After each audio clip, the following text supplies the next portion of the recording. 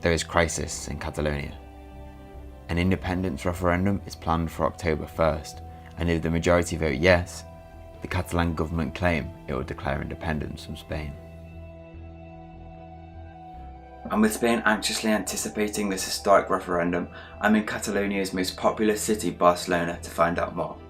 I'll be attending various protests and public demonstrations, and even speaking to a key member of the Catalan Parliament and various pro-independence groups about what they really think of this upcoming referendum.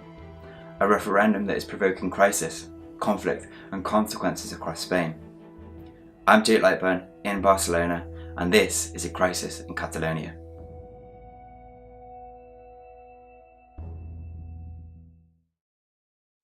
Spain is a country with a fairly decentralised government, which means all the regions within Spain enjoy a significant amount of self-governance and autonomy. For Catalonia, this essentially means that the Catalan government can decide on important political matters that respond to local issues, thereby specifically influencing the political, economic and social future of Catalonia. However, despite this relative autonomy, many Catalan people have been unhappy with the Spanish government for almost a decade. They've become disenchanted and want change, and Carles Puigdemont, the president of Catalonia, has promised to give it to them through a proposed referendum on October 1st. But what do they actually want to change? Why is the Spanish government reluctant to talk? And why independence? Why such an extreme? Seemingly, it falls down to control and respect. Essentially, many Catalan people want a larger amount of control over Catalonia's political and economic matters. For example, a large part of the anger towards the Spanish government today actually stems from the 2008 economic crisis and the consequent austerity within Spain.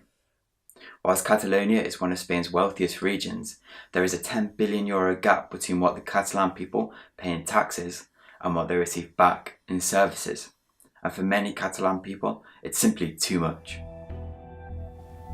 Many Catalan people feel that Catalonia, as an independent state, a republic, will be able to manage its finances better, and as a consequence, many more Catalan people would benefit from the strength of its economy.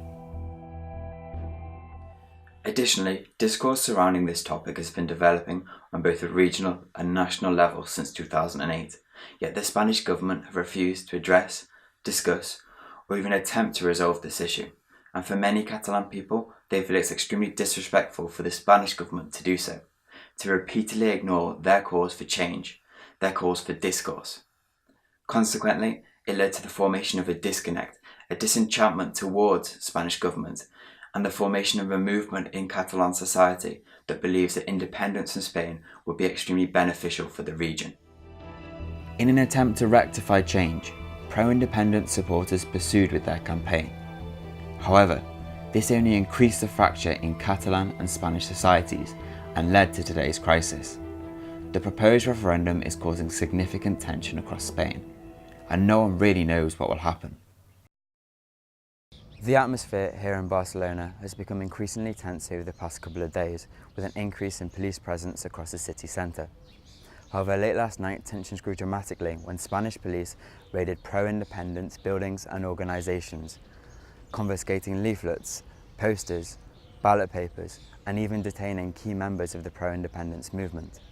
Frankly, this move, organised by the President of Spain, Mariano Rajoy, is a clear threat to democracy. It presents a new level of censorship and voter intimidation in an EU member state, and I'm intrigued to see how Catalonia reacts. With this in mind, I'm outside Catalan Parliament waiting to speak to Alicia Romero, who is an MP for the Socialist Party of Catalonia.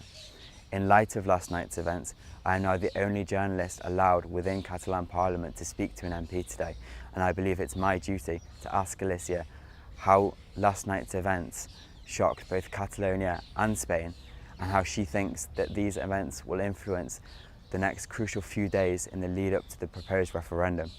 A referendum that is quite clearly causing Spain to lash out and panic in a move that, as some are dramatically saying, has revealed its Franquist and authoritarian roots.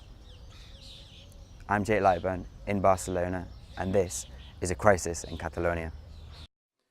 So Alicia, thank you for inviting me to Catalan Parliament today, especially considering last night's events. But quite fittingly, that leads us into my first question. Do you think there is a link between what the state, what the Spanish government in Madrid, and what Rajoy do and don't do, what they say and don't say, and how the situation here in Catalonia develops? Yo creo que hay que diferenciar el Estado, España, del gobierno del PP, que no es exactamente lo mismo. Pero es verdad que lo que está haciendo el gobierno del PP con Mariano Rajoy al frente, que es no reconocer el problema que hay en Cataluña, un problema de encaje territorial con España, no querer poner ninguna solución, dar la espalda a Cataluña, pues está generando que mucha gente empiece a distanciarse, ¿no? A no sentirse dentro de España. Y esto es un problema grave porque genera un conflicto territorial y una crisis territorial del alcance de la que estamos viviendo en estos momentos, ¿no? But surely that's understandable. If the Spanish government repeatedly ignored the need for discourse, the need for change, then is it not inevitable that the Catalan people will become disenchanted, disillusioned, and these negative connotations towards Spain will surely just develop over time? Por tanto, yo creo que no es hacia España, sino es hacia un gobierno que es el del Partido Popular, que está pues obviando un problema que hay aquí y solo intentando poner la ley para solucionar. Y los problemas políticos se solucionan con política, no solo con la ley, ¿no? Por tanto, estamos ante un problema grave. But how come Rajoy and other members of the Spanish government claim that this referendum, that this way of expressing the Catalan voice in a peaceful and democratic manner is unconstitutional, that it's illegal, and that its results will be unrecognisable within Spain? In a democracy, how can that be? Es verdad que en Cataluña hay mayoritariamente un sentimiento a favor de decidir sobre el futuro político de Cataluña, ¿no? Es decir, poder votar para que la voz del pueblo catalán se oiga.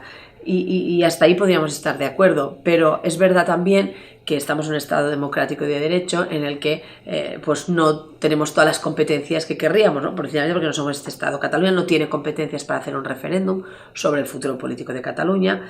Para hacerlo debería pues, acordar con el Estado ese referéndum, como hizo Escocia con el Reino Unido. Este acuerdo no ha llegado, no ha habido diálogo tampoco, no ha habido los gobiernos sentados en una mesa para buscar ese acuerdo. Y por tanto lo que se está planteando en Cataluña es un referéndum fuera de la legalidad. A nosotros nos parece que esto no es adecuado porque para votar hay que votar con garantías de imparcialidad, con garantías de neutralidad y de participación, de información. Todo esto no se da en este referéndum que plantean desde Cataluña porque, entre otras cosas, contradice la Constitución, contradice el Estatut y nos parece una mala práctica. Y nos parece que no es lo adecuado porque estamos, como se está viendo estos días, tensionando demasiado la cuerda, ¿no? Pero también es verdad que hay un sentimiento en Cataluña muy grande de querer votar y querer decidir. Por tanto, lo más adecuado hoy, tal como están yendo las cosas, es que fuéramos capaces de renunciar a nuestros postulados, unos y otros, el gobierno de Rajoy, el gobierno de Puigdemont, se sentaran en una mesa y llegaran a un pacto para algún día llegar a votar. I mean, in theory, yes, but Rajoy and other members of the Spanish government have refused to sit down and discuss the situation. So what's the alternative? What would your party, El Partido Socialista de Cataluña, like to see? How would you like to resolve this issue? Que nos gustaría votar un acuerdo, no nos gustaría votar un rompimiento, ¿no? No nos gustaría votar independencia sí o no, que significa irte si gana el sí. Solo nos gustaría votar un pacto para una mejor relación con España. Bueno, estas son las cosas que se deberían acordar en una mesa sentados, ¿no? Y eso es lo que le pedimos a los dos gobiernos. Política para que algún día Cataluña puedan poder votar con todas las garantías. Porque hay que dar una salida política a esta ansia, ¿no? A esta anhelo en Cataluña de decidir. Esto está claro, hay que dar esta respuesta y Rajoy está siendo un poco torpe de no responder después de 5 años de esta petición constante de muchos catalanes, no de todos, pero al final también hay catalanes que no están a favor de la independencia que también querrían pues demostrar su voluntad contraria a ella. So I've just come out of my interview with Alicia in Catalan Parliament behind me, and I think it's first important to summarise that whilst her party, the Socialist Party of Catalonia, generally opposes independence from Spain, it's listening to the multitude of opinions and realising that a balance can be found in constitutional reform and reinvigorating the way in which these autonomous communities, like Catalonia, are self-governed. Whilst I agree there is significant need for constitutional reform, I can't help but feel that Alicia left things unsaid. Her rigidity in answering my questions perhaps came from a reservation about the unknown nature of the situation. As a politician, it's her job to reassure, to advise, but this situation has developed into something that no one could expect, and therefore she can't reassure, she can't advise, no one can. This situation has dominated regional, national and international news, and the referendum hasn't even happened yet. Aside from Socialist MP Alicia Romero, I had two other interviews scheduled with pro-independence groups, the Catalan National Assembly and political group the Young Republic Left of Catalonia, who have since cancelled their interviews out of fear of police intimidation and government censorship. It's shocking to see this in an EU country, and it's telling that the only person who would speak to me, who could speak to me, is an MP who opposes independence from Spain. As a response to last night's events, there is a public protest happening outside the Supreme Courts of Justice with over 300 Catalan people crying out for their voices to be heard. They're heading to the street, taking part in peaceful protests to demonstrate democratic solidarity against the Spanish government's repressive clampdowns. Whilst many Catalan people see this referendum as a way of expressing their democratic voice, many pro-independence supporters have grown fearful of the potential consequences of voting in the referendum. After all, Spanish President Mariano Rajoy continues to claim that this referendum is illegal, unconstitutional, and that its results will be unrecognisable within Spain.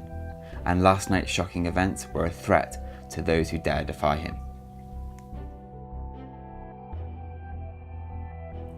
Indeed, the Catalan government have always insisted on gaining independence in a peaceful and democratic manner, and so far has held true to this.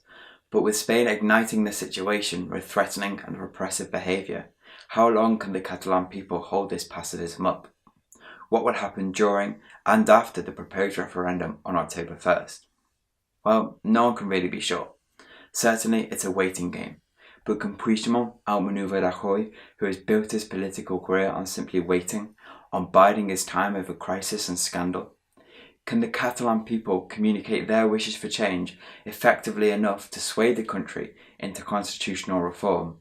Or will Catalonia ultimately break away from Spain, becoming an independent nation, a republic? Will this situation be able to be resolved peacefully, democratically? And if not, will the European Union be forced to interject into Spain's internal affairs? Whilst this referendum has a historic potential to redefine Spain, to test the European Union, even to create the newest country in the world, at the moment all it seems to really be is a crisis in Catalonia.